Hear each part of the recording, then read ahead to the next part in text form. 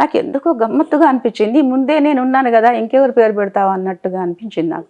Really అటువంటి భావన నాకు ఎందుకు కలిగిందో తెలియలేదు. అక్కడే కలిగింది, ఆయన సన్నిధిలో కలిగింది. ఆ సన్నిధిలో అక్కడ కూర్చొని ఉన్నాను. ఈ కాలేజీకి ఏం పేరు పెట్టాలి అని ఇట్లా అనుకున్నాను. అనుకున్నాగానే మరి అమ్మ పేరు పెట్టుకోవచ్చు కదా, కానీ ఎందుకో మరి నేను నీ ముందే ఉన్నాను, నా ఇంకేం పేరు పెడతావు అన్నట్టుగా అనిపించింది. అట్లా వెంకటేశ్వర గ్రూప్ ఆఫ్ కాలేజెస్ అని ఈ 3 కాలేజీలు ఉన్నాయి. తర్వాత ఇక సురభి మా ఇంటి పేరు, సురభి ఎడ్యుకేషనల్ సొసైటీ. అంతకుముందే మేము రిజిస్టర్ చేసాం. మేము 89, 90లోనే మాకు ఈ ఆలోచన ఉండే స్కూల్స్ కాలేజెస్ పెట్టాలని.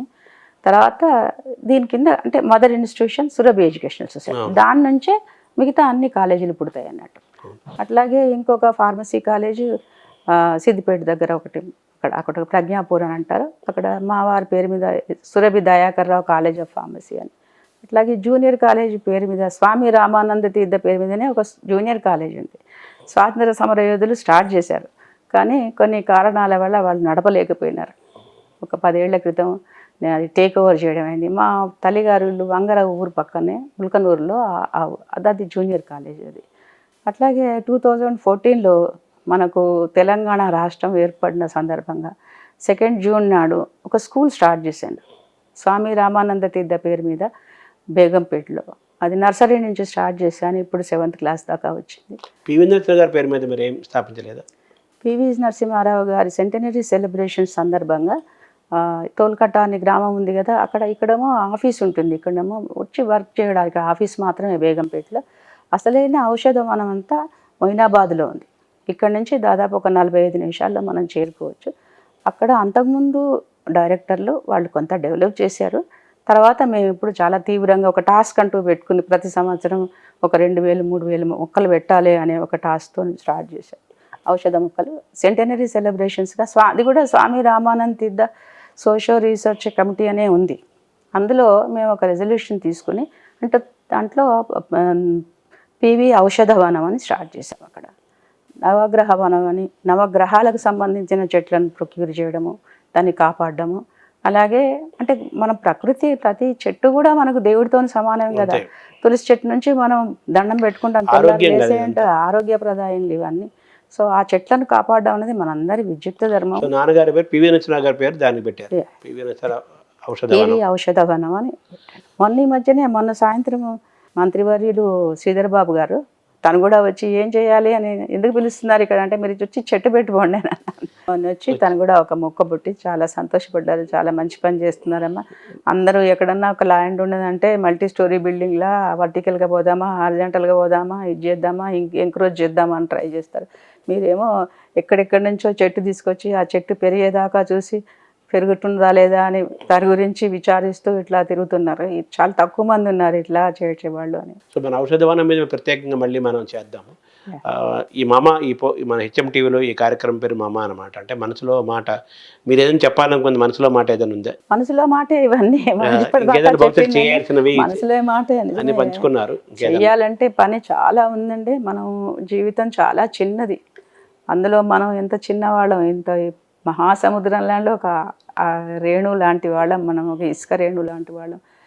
టైం వృధా చేయకండి. మనకి ఇచ్చిన ఒక అదృష్టవంతమైన శరీరం, మనం అందరం చెప్పుకుంటాము ఈ ప్రపంచంలో ఎన్నో జీవరాశులు ఉన్నాయి, ఏమో ఎన్నో లెక్క నాకు తెలియదు.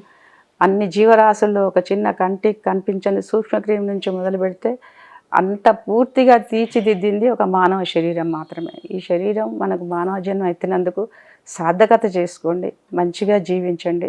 మన సగం జీవితం మనకు నిద్రలనే పోతుంది. ఈ మిగతా సగం జీవితం వెలుగులో ఉన్నప్పుడే కాస్త చక్కగా మనకు మనం భారం కావద్దు, కుటుంబానికి భారం కావద్దు. మనము ఎంత గర్వంగా ఫీల్ అవుతామో కుటుంబానికి అంత గర్వంగా ఫీల్ అయ్యేటట్టుగా తల్లిదండ్రులు చెప్పిన మార్గంలో నడవండి. నేనైతే నా జీవితంలో ప్రతిదీ మా అమ్మ నుంచి, మా నాయనమ్మ నుంచి, మా నాన్న నుంచి చూసి నేర్చుకున్నదే, కానీ క్లాసులో చదువుకున్న పుస్తకంలో నుంచి చదువుకున్నది చాలా తక్కువ. ఇవన్నీ జీవిత సత్యాలు. ఇవన్నీ నేను ఉత్తిగా చెప్పడం లేదు. తల్లిదండ్రులు చెప్పిన మాటను తప్పకుండా గౌరవించండి. పెద్దలు చెప్పిన మాటలు, పుస్తకాలు బాగా చదవండి. ఒక పుస్తకం రాయాలంటే రచయిత ఎంత కష్టపడితే, ఎంతో మేధో మదనం జరుగుతాయి, కానీ అంత పుస్తకం రాయలేడు. ఆ పుస్తకం చదవండి, దాంట్లో తప్పకుండా మనకు పనికొచ్చేది, జీవితానికి సరిపోయేది ఉంటుంది. ఎవరు చెప్పలేనిది ఒక పుస్తకం చెప్తుంది. పుస్తక పఠనం ఆపకండి, జీవితాన్ని సార్థకం చేసుకోండి. ఇది ఒకటే మాట చెప్తున్నాను. చదువుకోండి, బాగా చదువుకుంటే మిగతా ఈ కీర్తి ప్రతిష్టలు డబ్బులు అవే వచ్చేస్తాయి. కీర్తి ప్రతిష్టల కోసం మనం వెంటబడొద్దు, అవి మన వెంటబడతాయి. ఈ కాలేజీ పేరుగానే ఉంది కదా, ఏదైనా భవిష్యత్తులో యూనివర్సిటీగా మారే అవకాశం ఉంది? రెండు ఆలోచన కాలానుగుణంగా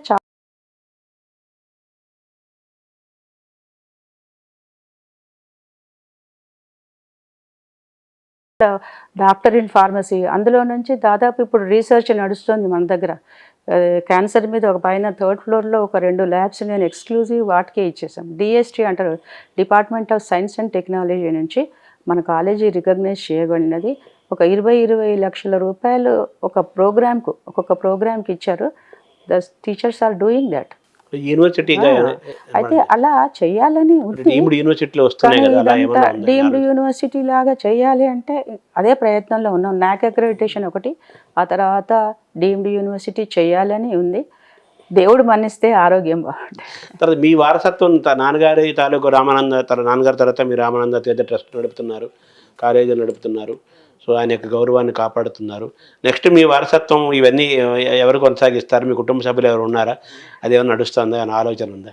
నాకు 3 బిడ్డలండి. 3 బిడ్డలు కూడా మరి బిడ్డ అంటే అత్తగారింటికే పోవాలి కదా. అయితే ఆ కాలంలోనే ఉంటే మేము. కానీ నా 3 ఒక అమ్మాయి ఇక్కడే ఉంది. ఇద్దరు కూడా డిస్టెన్స్లో, ఇప్పుడు అంతా వర్క్ ఫ్రమ్ హోమ్ ఉంది కదా, వాళ్ళు కాంటాక్ట్లోనే ఉన్నారు. ఎవరికి తోచింది వాళ్ళు ఇంకా కాలేజీ విషయాల్లో వాళ్ళు హెల్ప్ చేస్తూనే ఉన్నారు. 2వ అమ్మాయి ఇక్కడే ఉంది. తను కూడా 18 ఏళ్ళు అమెరికాలో ఉండి వాపస్ వచ్చింది. Now she helping me. ఒక కాలేజీకి ప్రిన్సిపాల్, పిహెచ్డి చేసిన తను కూడా మంచి ఆర్టిస్ట్. ఇవాళ ఇక్కడికి వచ్చి హడావిడి చేసేది, కానీ తను కూడా ఇప్పుడు సాలార్జంగ్ మ్యూజియంలో పార్టిసిపేట్ చేస్తుంది. స్టూడెంట్స్ని తీసుకొని వెళ్ళింది. She very active. తను నాతో పాటు ఉంది. Maybe next generation. Thank you అండి. థ్యాంక్ యూ అండి.